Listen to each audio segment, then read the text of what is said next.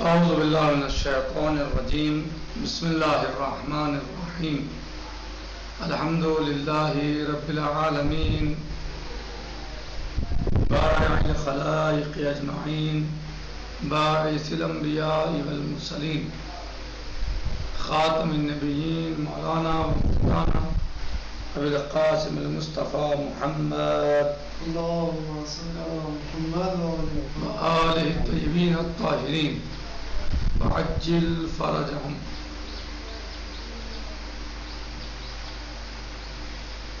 آج ہمارا درس حلقہ ثانیہ میں توقف الوضع علی تصور المعنی، یعنی وضع موقوف ہے تصور معنی پر. وضع اسی وقت پر ہوتی ہے جب معنی کا تصور پایا جائے.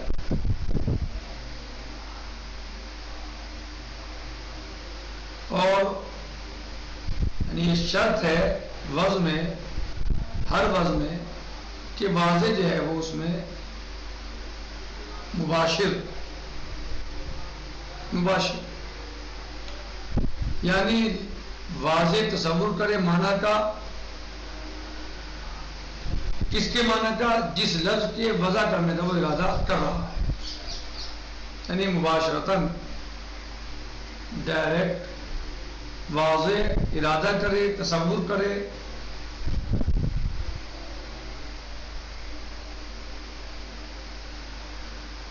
اس معنی کا کہ جس کے لیے وہ لفظ کو وضع کر رہا ہے.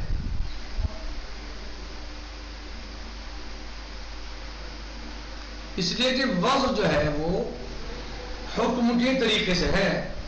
حکم کسی ہے، جیسے حکم ہوتا ہے ایسی وضع ہوتی ہے معنی اور لفظ پر. وضع کیا ہے؟ حکم کے طریقے سے ہے معنی اور لفظ پر. جیسے ہر حاکم کے لیے ضروری ہے کہ وہ حاضر کرے اپنے حکم کے موضوع کو. جب وہ کسی حکم کو قرار دے رہا ہو، حکم کر رہا ہو کوئی، تو اس کے لیے لازم اور ضروری ہے کہ وہ حکم کو کہ موضوع کو اپنے ذہن میں قرار دے. ایسا نہیں ہے کہ وہ حکم دے اور اسے یہ پتہ نہ ہو کہ میں کس بات کا حکم دے رہا ہوں، کیا ہے اس کا موضوع. بلکہ ضروری ہے حاکم کے لیے کہ جب وہ حکم کرے تو اس کے موضوع کو حاضر کرے.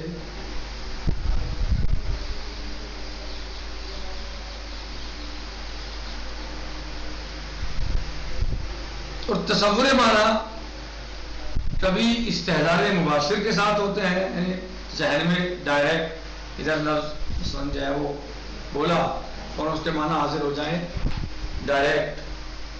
اور کبھی جو ہے وہ سمجھا جاتا ہے عنوان سے کہ جو عنوان منطبق ہوتا ہے اس لفظ پر، یا مثلا حکایت کرتا ہے اس کے معنی کی، اس سے سمجھا جاتا ہے. اور یہ شرط متحقق ہوتی ہے 3 حالات میں. ابھی آپ نے کیا سنا اس میں؟ وضع جو ہے وہ تصور معنی پر موقوف ہے. کیا وضع کہاں موقوف ہے؟ تصور معنی پر. یعنی واضح تصور کرے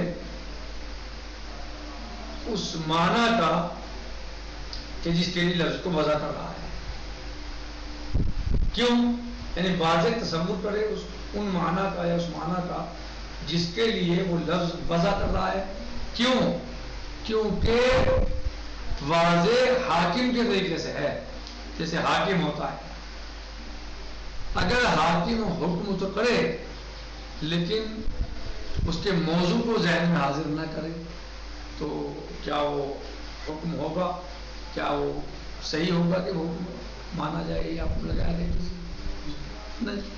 بلکہ حاکم اگر حکم دینا چاہتا ہے تو وہ حاضر کرے گا اس کے موضوع کو.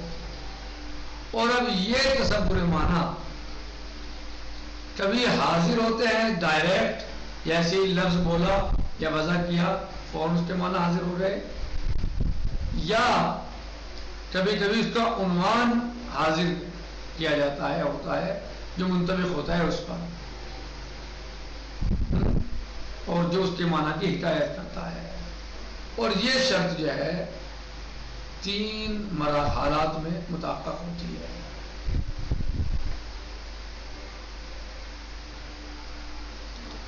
پہلی حالت ہے، ان میں پہلی حالت ہے کہ واضح تصور کرے معنی کا کلیاً کل انسان. کیا کرے معنی؟ کلیاً.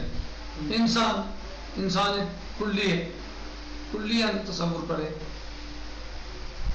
انسان ایک دو تھوڑے کہا جاتا ہے، ایک پوری نوع بشری ہے، پوری نوع ہے، پوری ایک نوع ہے. اور اس کے مقابلے پہ کوئی لفظ لائے کہ جو اسی طریقے کا ہو، تو اس کو کیا کہا جائے گا؟ اس کا نام رکھا جائے گا وضع عام اور موصولہ عام.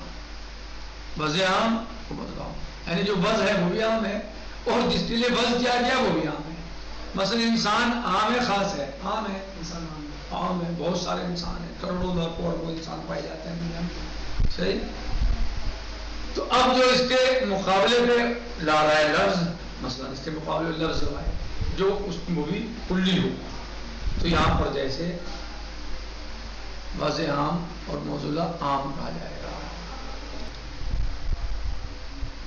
الاولیٰ مثلا کہ واضح جو ہے وہ معنی کلی کو تصور کرے جیسے انسان، اور اب اس کے لیے مقابل جو ہے وہ لفظ لائے، تو اس کو وضع عام اور موصولہ عام کہا جائے گا.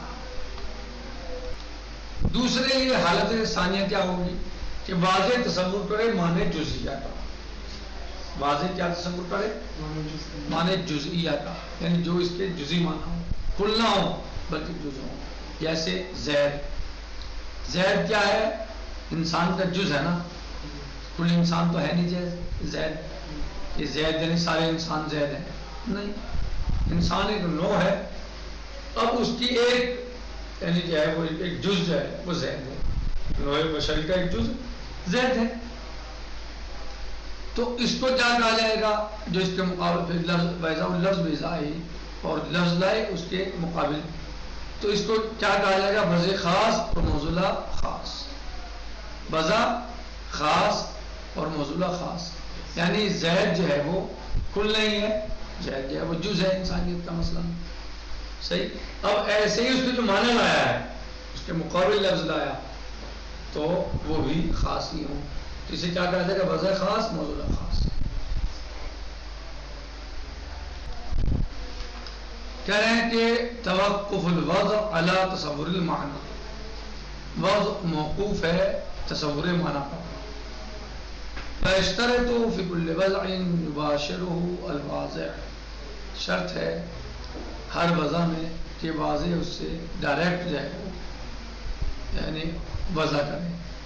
کیسے وضع کرے؟ یعنی جیسے تصور لفظ ہو تو فوراً اس سے تصور معنی کا ارادہ کیا جائے. یعنی جیسے ہی کوئی لفظ وضع ہو تو فوراً اس کے معنی جو ہے وہ کیا ہونے چاہیے؟ ذہن میں آئے، تصور ہو اس کے معنی کا. این تصور الواضح المعنی الذی یرید ان یضع لفظ لفظ، تصور کرے واضح معنی کا. کون سے معنی؟ الذی یرید ان یضع لفظ لفظ، کہ جس کے لیے وہ کسی لفظ کو وضع کرنا چاہتا ہے. لأن الوضع، اس لیے کہ وضع جو ہے بمثابت الحکم المعنی واللفظ، اس لیے کہ وضع حکم کے طریقے سے ہے معنی اور لفظ پر، حکم جیسی ہے.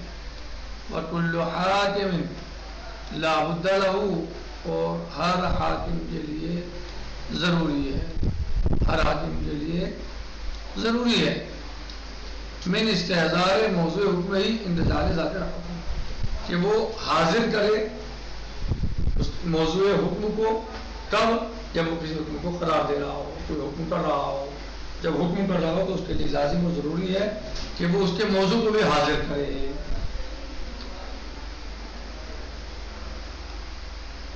وتصور المعنی،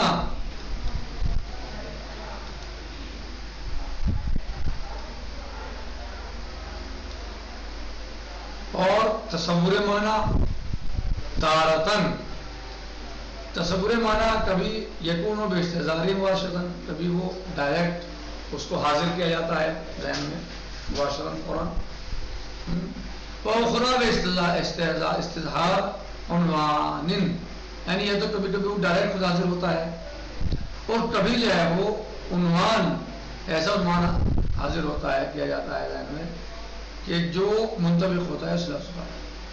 صحیح.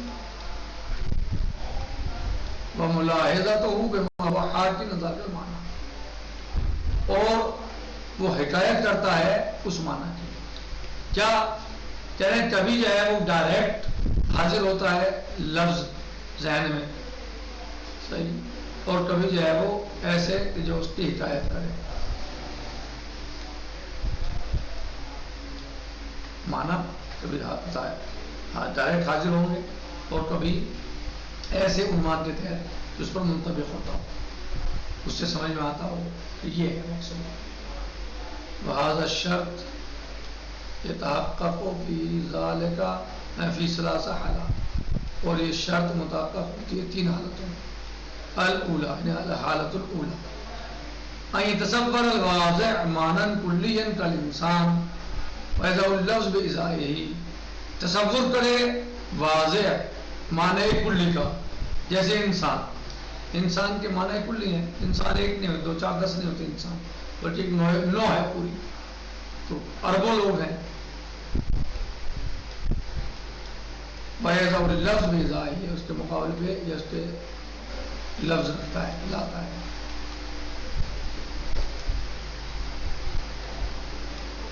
وَيُسَمَّى بِالْوَضْعِ الْعَامِ وَالْمَوْضُوعِ الْخَاصِ، اور اس کا نام جو ہے وہ وضع عام اور موضوع العام رکھا جائے گا. يُسَمَّى بِالْوَضْعِ الْعَامِ وَالْمَوْضُوعِ الْعَام، اس کا نام کیا رکھا جائے گا؟ وضع عام اور موضوع عام. الثانیہ، ان الحالۃ الثانیہ، ان يتصور الواضع معنی جزئیًا، کہ تصور کرے واضح معنی جزئی کو، کسی لفظ کے جزئی معنی کو تصور کرے. کا زید،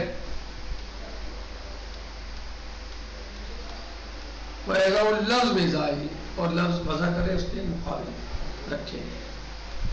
وَيُسَمَّى بِالْوَضْعِ الْخَاصِ، تو اس کا نام کیا ہے؟ وضع خاص. وَالْمَوْضُوعِ الْخَاص، اور موضوع خاص، یعنی ایک لفظ جز جو ہے تصور کرے وہ جزئی اعتبار سے، جیسے زید، اور اب اس کے لیے جو ہے وہ اسی کے مقابل معنی رکھے ہو، ایسے ہی جیسے زید مثلاً جو ہے وہ جز ہے، ایسی جو معنی ہو وہ بھی جزئی ہو. تو اس کو کا نام کیا دیا جائے گا؟ اس کا نام دیا جائے گا وضع خاص اور موضوع خاص. یعنی جب تصور معنی